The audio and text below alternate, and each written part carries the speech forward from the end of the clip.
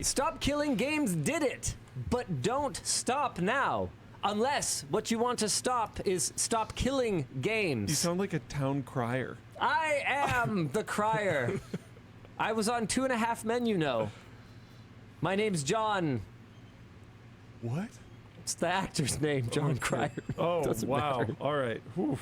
Stop Killing Okay. Games, the initiative to save games from dying at the hands of their makers. Because usually developers stop making money on it and they're like, See ya. we architected this to only work if our servers are online, and now they're not. So I guess it's too bad. See you later.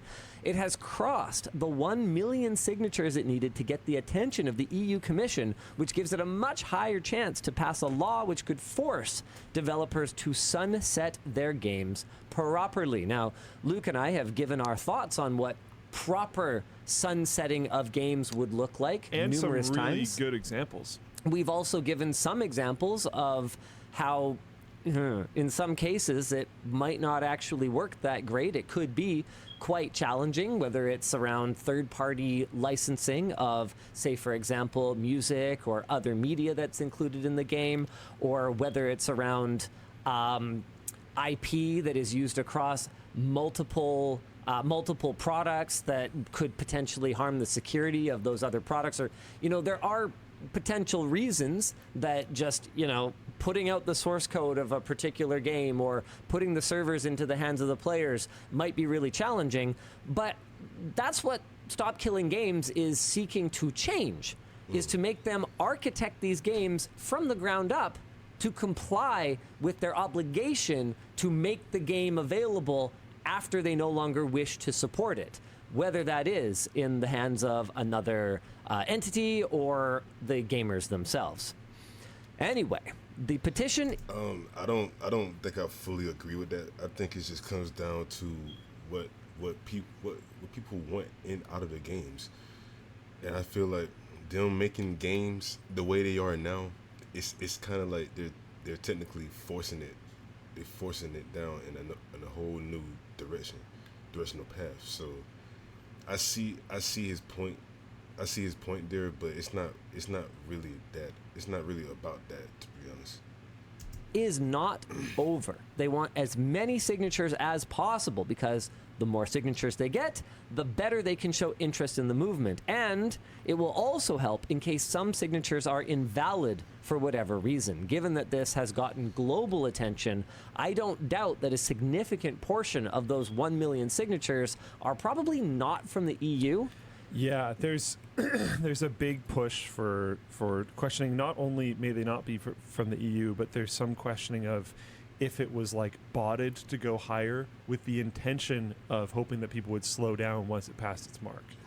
So there's a lot of questions going on. In other news, because they have no sense of, irony, EA has announced that Anthem's servers will be shutting down on January 12th, 2026, and that the game will be removed from EA Play on August 15th, 2025. Man, there was some other terrible games industry news, but I guess none of it had to do with games that were actually released. You see Microsoft killed a whole bunch of jobs again. No, I didn't. Yeah, including some games that apparently were so promising that, like, Microsoft executives had to have the controllers, like, taken out of their hands when they were playtesting it. Like, What? and now it's dead.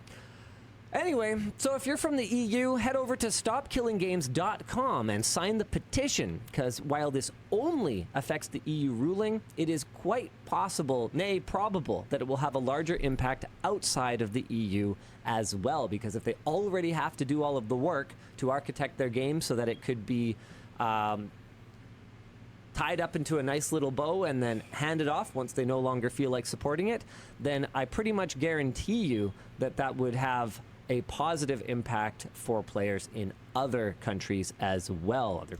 Okay, I don't think a petition will work to attract those people, because you want to give them something. You want to give them something to believe in. So, like, when you have this kind of product out there, they're gonna want to see what they're up against, and they're not gonna be they're not gonna sign a petition for that. I don't think that's the best way to get people to assign to this arcutum. What's the word? I think I don't know if I said it right, but that's what it is. Continents, excuse me. Sorry. EU's not a country. There's also a UK-specific version of the petition on the same site. If you scroll down a bit, this has also reached the 100,000 signatures needed, but could always use more. So our discussion question here is, can you brainstorm the ideal sunsetting plan that developers could do to keep games alive forever? Is it leaving their servers up and running? Is it making it open source? What's the ideal? And I know my answer, but I want to hear your answer. Yeah, I don't think leaving their servers up forever is going to function. It's not going to work. No, that's not going to work. You can't just legislate companies losing money because eventually infinite maintenance on things that are losing money. Yeah, that's not going to work. Yeah. But that doesn't mean that this is impossible or an unreasonable expectation for products that we buy, right? Like, these aren't products that are even sold to us necessarily as a subscription service. I mean, they treat them like one, but these are products that in many cases we buy as like a one-time transaction, and you can bury terms in your end user license agreement that make it so that you're only obligated to leave it up as long as you feel like it. But I think there is a certain expectation that when I give you a one-time payment for something, say one lime, Thank you. that is now your lime, and that I don't have a remote lime kill switch that will just take your lime and get it out of here.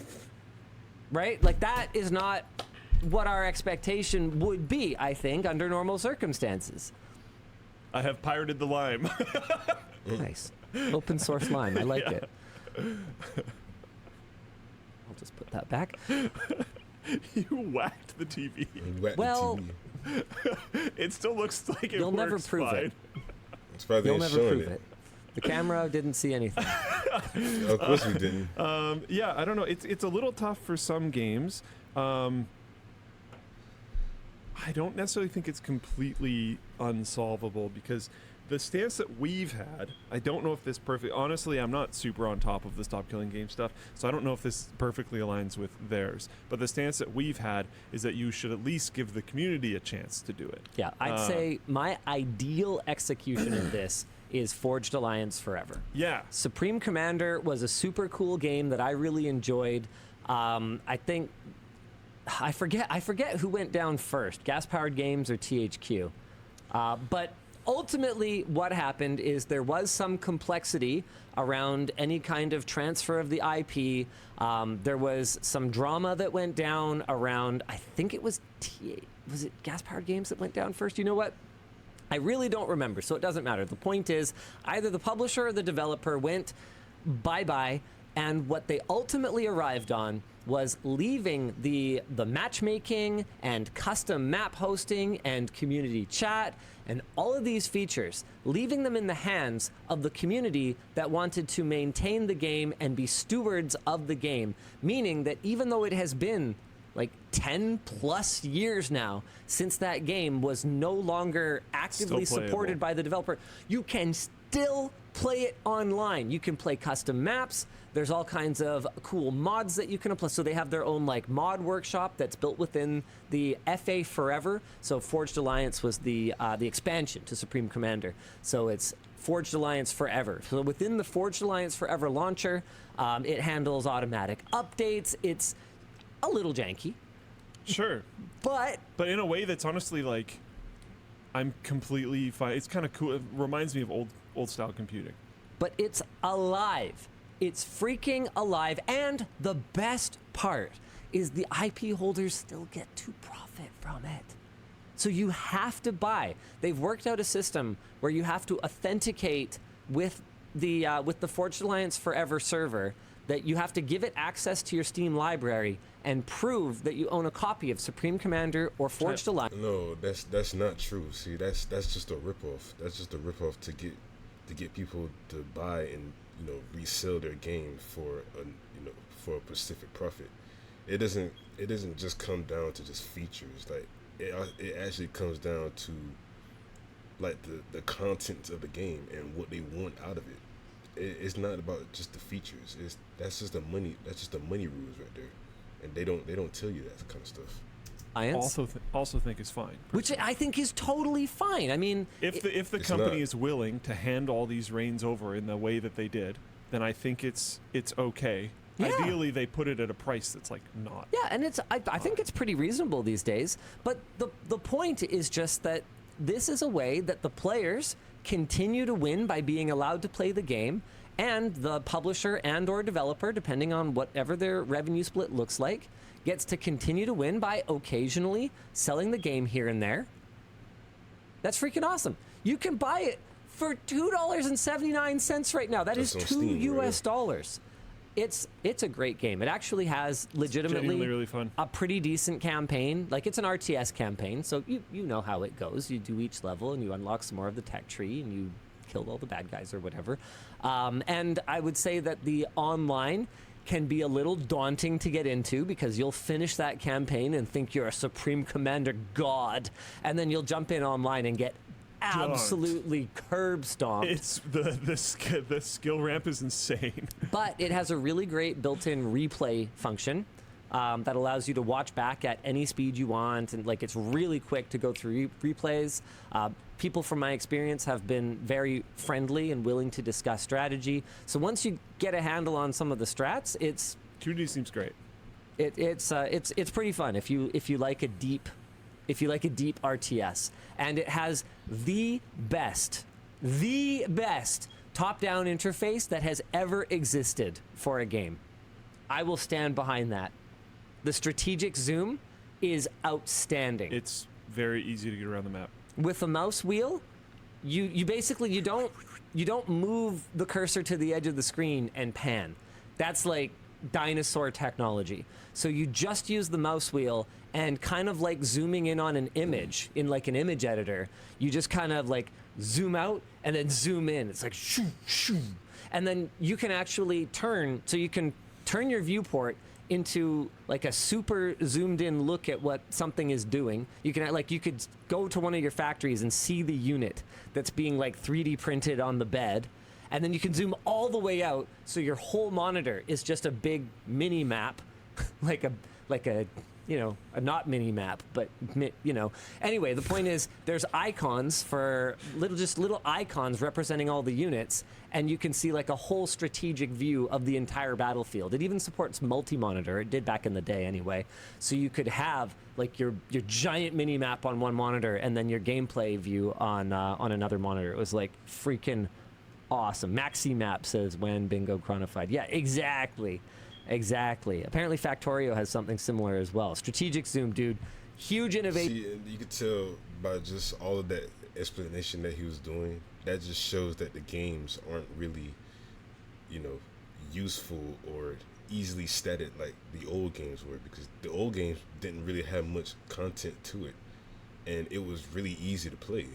It had lesser like quantities to it, and that made the game more fun in a sense. So I do feel like games are dying because of they're adding so much to it that's forcing people's hand to actually get into these sort of games. And I feel like that's what drives the games down into the dirt, with the old games kind of rising up top. But I'm sure a lot of people wouldn't agree with that. In that game, great. Absolutely love it. So that's that's kind of the ideal to me, is like put the ability to keep running it in the hands of the community. And if the community doesn't care, then that's fine. All right. And some games will still die. Yeah. I would prefer the things required be put somewhere, some external repository that doesn't cost to maintain, like a public GitHub or something like that. I don't know, but like put it somewhere. I don't know if this makes any sense. Internet Archive it, something. Do something so that you never have to look at it again. Because honestly, if the company doesn't ever want to look at it again, I think that's completely fine. Also, don't take it back. If you have given it up to the community and then they find some huge success with it, it's theirs. Yeah, but there's an opportunity there as well. because that keeps the IP alive. It keeps it. Learn what they did that worked really well. Yeah, and then do a sequel. Yeah. It's still your IP. Yeah. Yeah. What other parts of it? I know, like, an argument that I've heard is like, oh, what about the music licensing? It's like, okay, Yeah, that sucks. that can be a thing. Take the music out. I mean, I think at that point, you could even potentially task the community with doing that. You could be like, here's all the stuff that's not licensed. Like, we realistically, you know, we're insolvent now. You know, like, we don't have the means to do anything with this anymore. But yeah, here's the documentation. You guys are responsible for your own legal minefield. You have to remove any licensed music and replace it with something fine else. to me. I'm okay with that. I don't know how that necessarily works legally, but it seems fine to me. I don't think you can legislate companies working on something in perpetuity. Yeah. You can't do that. Yeah. But what you can do is you can create an expectation that they will hand over in some semblance of working order the materials that are needed to continue the work if there is someone who is willing to take it on. I don't think they can even hand over the music. It needs to be removed beforehand. That's easy to do. And besides, I don't think I don't even know if I would buy that, because realistically the ownership, the right to use music comes down to licensing anyway. Like, I could hand you a CD and that wouldn't be a license to include it in a game. So, like, if I handed you a file pack, I am not handing you a license to use it in a game. I'm just, like, it's ones and You're zeros. still distributing the Yeah, music. see, you're just like he was. I guess what he's about to say. You're just distributing this kind of, you know, sort content to other people. It's not really licensed. That's not really getting their authority, or they're not giving that permission for that. They're just handling the bullet points, and it's their job to actually put check marks on those bullet points to see if they have that there. So he's right about that. He's right. Sick. You are, but We are not legal people. We're not going to figure this out. Yeah, no, but you're distributing it with a set of terms that prohibit actually Needs to be using it removed for or something. anything. Yeah. Like, I don't know. That's a tough question. That's for the legal people to figure out, and I appreciate. See, of course, it's for the legal people because they're the ones that printed it out. They're not gonna have this kind of instruction where they have it, and, you know, they put it out there in front of your faces for people to see that, oh, this is the way. Like, this is the actual formative platform for that kind of specific subject. They're not gonna do that. They're not gonna handle that. Their hard work, but my point doesn't change that I don't think this is insurmountable. Our other question is, I know you guys are boomers and play old games, but are there any games that have been shut down that have impacted your social circle? I already know Luke's answer. Oh. You probably do. Yeah, just when WoW went to shit. Yeah. Like, That's an even more interesting question, because that's a version of a game that is still running. yeah, that's a tougher one. That gets really tough. I don't think there's any recourse there. The community forced that too. Like, You mean bringing back WoW Classic? Yeah. But then didn't WoW Classic, like, evolve and then is, like, not WoW Classic anymore? Yeah, no, what I mean is, like, Nostalrius back in the day. And Nostalrius is the most well-known one, but there's a ton of private servers for WoW. Sure. Not just Nostalrius, and there still are private servers for WoW, many of them. The community forced that. They, like, rebuilt boss mechanics and stuff that they didn't have because they had to build, like, the server side of it, and it's honestly extremely impressive. That was just out of, like, an immense amount of community attention, I guess. But there's still the original classic WoW branch that Blizzard made, but it's still going, and it's way past classic WoW now. And then there's, like, some other versions. I don't know all of them. There's a hardcore one where if you die, your character's done, and there's one I think called Season of Mastery where they, like, change a bunch of stuff. I don't know if many people are into that. And then there's rumors of them making what they're calling Classic Plus now, which is a whole other thing. But yeah, like, games that iterate, EverQuest, WoW, all these old MMOs. Like, it's really interesting because where does that argument stop? Because it might not even be within an expansion. It might be a patch within an expansion. Yeah. So like a state of a game. Yeah. Like, I mean, okay, here's a perfect example of a game that, you know, there wouldn't be any kind of stop killing games impact on, but they've absolutely made a change to it that has killed our ability to enjoy it. Tape to Tape. That's an early access game. I have good news for you. Okay. That's an early access game right now that they moved away from time-based game lengths to just first to reach a certain number of goals. It's a hockey game. And Luke was so upset by this change to the gameplay that I actually reached out to the lead developer, or lead designer, I guess is technically his title, and I advocated on your behalf, and mine as well. I agree that a hockey game is determined by the clock, not by how many, you know, who reaches the threshold number of goals. The good old hockey game is 3 periods. 3 periods. And there is now a drop-down. Which, totally cool. The pre-alpha branch, so you can select your difficulty, and you can select first to a certain number of goals or time-based. Which is because maybe some people will like that very weird version of first to 3 goals. Maybe some people are into that. Cool. If it's an option, I'm totally down. Yeah, hockey, that is a totally different sport compared to lots of other ones. And I feel like with that being a different sport, that's what kind of makes it a lot more popular than the general sports that we all know today. Hockey is a good idea for that kind of stature in sports, or like any kind of form of entertainment. With them creating rules like that, that's a general rule book from that. And that makes a lot more sense for hockey to have this kind of attention that other sports don't have. Yeah, so we're back, baby. Heck yeah. I looked today, and it's in. Nice. It's in the pre-alpha branch. Very cool. That's good. Yeah, very cool. Very cool.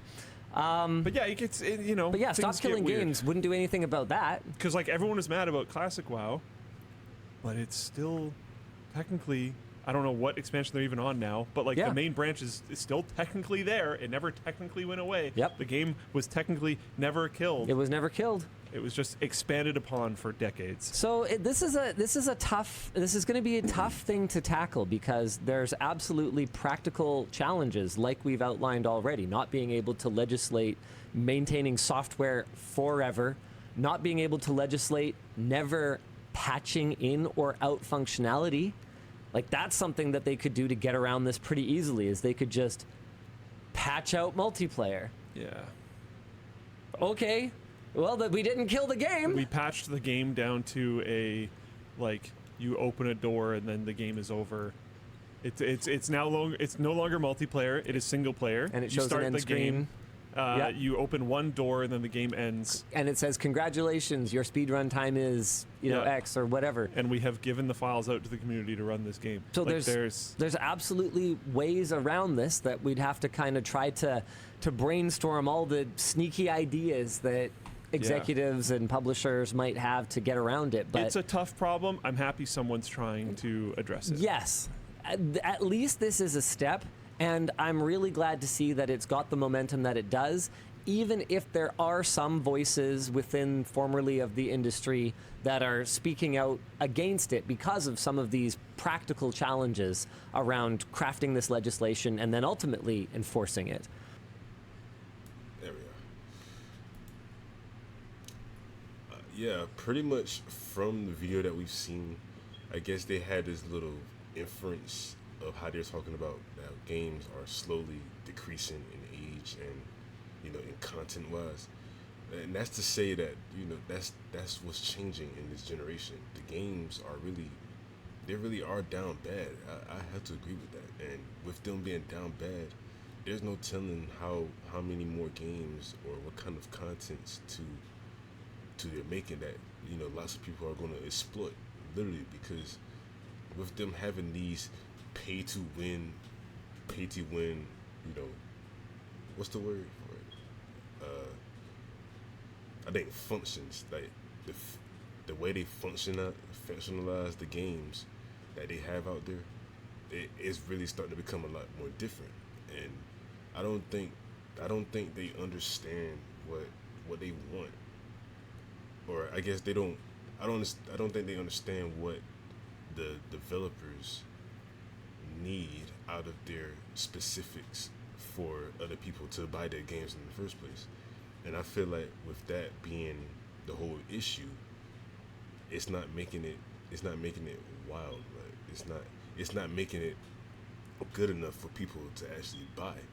So when people buy the games, that just shows that they're buying it just for the specific that it's already been given. It's not them buying it for their own right. They're not buying it for what they want out of that product.